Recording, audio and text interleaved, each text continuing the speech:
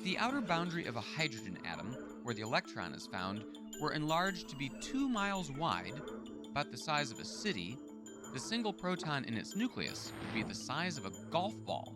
It's here we find elements at their most elemental, because every nucleus contains protons, and it's the number of protons that determines what kind of element the atom is. 1 proton is hydrogen. 2 protons, helium. 3 protons, lithium. 4 protons, beryllium, all the way up to element 118, with 118 protons. The number of protons is called the atomic number, and it's the fundamental organizing principle of every table of the elements. To make the entire table less abstract, he invites me to lay out the rest of his collection of pure elements.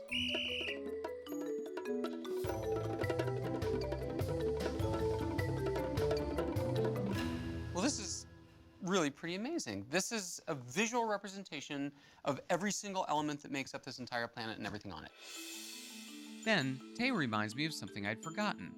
As we can clearly see, more than 70% of the elements on the table are metals, shiny, malleable materials that conduct electricity.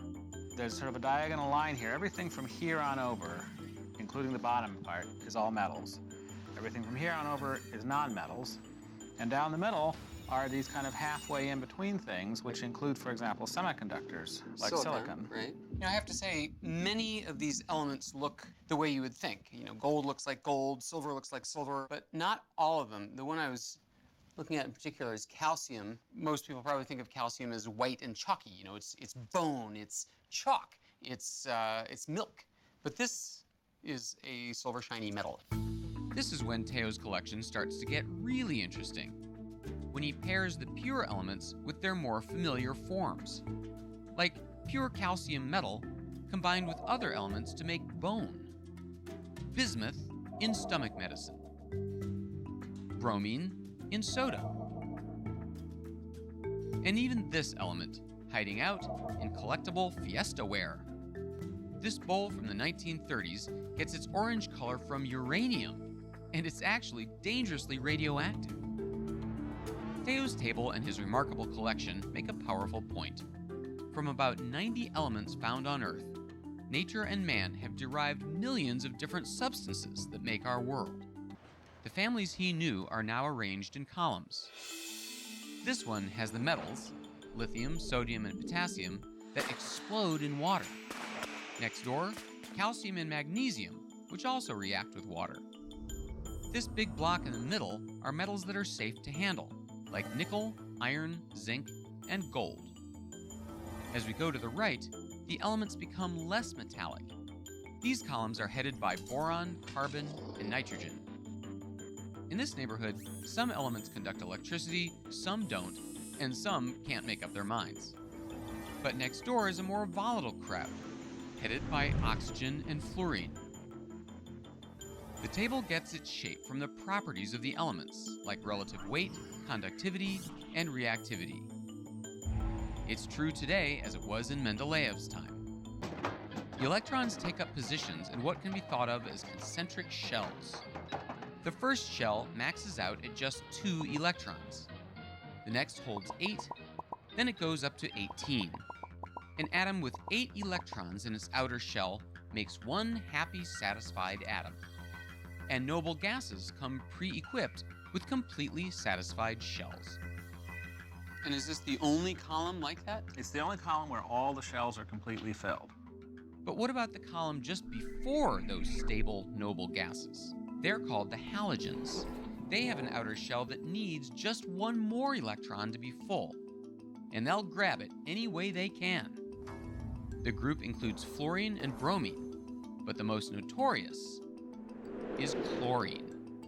17 protons, surrounded by 17 electrons, arranged in 3 shells of 2, 8, and 7, one short of being full. It's that extra electron chlorine will get any way it can, sometimes with violent results. That's why chlorine gas was used as a deadly poison in World War I. Chlorine, I mean, this is nasty stuff. This will take electrons from kittens. You know, it'll go and steal an electron off the water in your lungs and turn it to hydrochloric acid because it really wants an electron. Yeah, maybe I'll leave that where it was. Now, if you go the other direction, you end up with the alkali metals. The alkali metals are the first column. Each of them has full shells plus one extra electron sitting in a new outer shell. They have familiar names like lithium, sodium, and potassium. And they all want to get rid of that single lonely electron any way they can. So those on that end of the table all have one extra. This column all has one too few. I shudder to ask, what happens if you put those two alone in a room? I happen to have a place where we might be able to do that. Am I invited? Please, come to my lair. Sodium. Symbol Na. 11 protons and 11 electrons, arranged in shells as 2, 8, and 1. Sodium is an alkali metal. Like all the elements in this group, it's desperate to get rid of that extra electron. You cut it quickly. I should see some You should see a silvery surface inside. Indeed, wow. It slices like cheese, but it's actually a soft metal. Teo's offered to put on one of his favorite sodium demonstrations.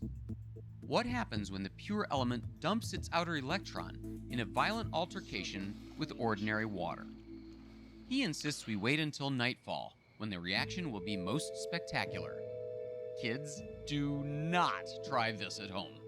The whole purpose of this contraption is just to dump it into the bucket of water? Yeah, it's a sodium dumping machine. All right, let's give this a try. Here we go. Nice. Oh! What we're seeing is what happens when sodium's extra electron tears apart water molecules, releasing flammable hydrogen gas, the H in H2O, which explodes when it mixes with air. The next day, Teo takes it up a notch. As if sodium plus water weren't violent enough, now he wants to combine the same deadly sodium with another lethal element, chlorine, one of the halogens. The result, he claims, will be a tasty flavoring for a net full of popcorn? Isn't chlorine deadly poison? Absolutely. I mean, chlorine, they used it as a poison gas in World War I. It'll be perfectly safe when these two deadly ingredients combine. I didn't say that. I said that after they're combined, the result is perfectly safe. The actual process of combining them is fraught with difficulties. Okay, and that's why we're dressed up like miners here. First, a hunk of sodium in a dry metal bowl. Then, a jet of pure chlorine. Surprisingly, no explosion. Somehow, when these two bad boys of the periodic table come together, they calm down.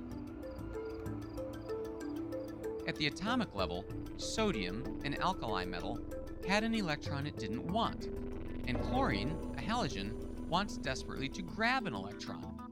Once the handoff was complete, both atoms wound up with full shells, making them stable, and able to join together to form a crystal compound we can't live without. Sodium chloride, table salt. Now, I don't exactly see, like, a pile of salt anywhere. Now, the salt, most of it went up in the smoke. It went in the popcorn. Which brings me to one of the most notorious electron hounds on the table. Oxygen, symbol O. 8 protons, 8 electrons. It wants 8 electrons to complete its outer shell, but it has only 6. So it's always on the prowl for 2 more. And it's more determined than almost any other element on the table. Man. But today, I'm his only student. We're going to set off one of the most powerful off-the-shelf explosives there is. In the trunk of his car, 300 pounds of ANFO. Unassuming white pellets that contain enough oxygen, as well as nitrogen and hydrogen, to turn this car into a scrap heap. Basically, it's a fertilizer bomb. This is not something I'm going to soon forget. No, you're not. 3, 2, 1.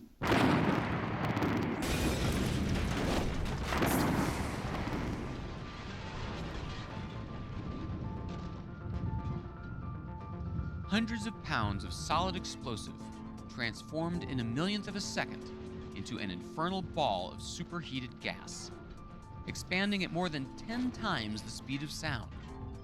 A devastating chemical reaction, yet many times smaller than the most notorious ANFO bomb ever detonated. The first demonstration will be ordinary gunpowder. So pure gunpowder as our first test here, right? Yes, this is smokeless powder. Whoa! Nicely done! It was quick, but it wasn't blisteringly quick. The gunpowder contains its own oxygen, but it's in a mixture of powdered chemicals held far away from the carbon it needs to bond with. But when they finally find their partners, the new bonds they form release lots of energy. Gunpowder is a relatively slow explosive. That's why it's used in guns. It creates enough force to fire a projectile, but not enough to damage the barrel. So you're saying there must be explosives that don't take that long? We're gonna get faster and faster. Next is an emulsion gel explosive. Its main ingredient is ammonium nitrate, the same stuff that blew up the car. A lot more oxygen and a lot of nitrogen packed very closely together in a liquid. 3, 2, 1. Oh, geez. Man, I could feel that puppy through here. This is a high explosive. It generates a shockwave that moves faster than the speed of sound. In this explosive, oxygen, hydrogen, and nitrogen are so close together, they lose no time finding new partners and making new bonds that release energy. The final demonstration is 1 pound of C4, a military-grade high explosive which burns fast enough to cut steel. Oh, jeez. There was nothing to see. It was there and it was gone. C4 assembles oxygen, nitrogen, hydrogen, and carbon in high concentration, close together, all on a big molecule. So the speed of the reaction is blisteringly fast. And that gives me an idea.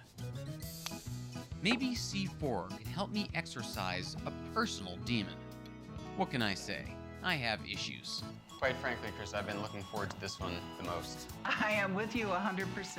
Clown? Let's do it to the clown. Let's do it to the clown! 3, 2, 1. Okay, well, the world is -1 clown, and I am out of therapy. The oxygen that powers all those explosions makes up 21% of our atmosphere. It's the most abundant element in the Earth's crust. It's also a big part of us. Which makes me wonder, what other elements make life possible? What, for example, is in me? What's in a David? Amazingly, I'm mostly made of just 6 elements.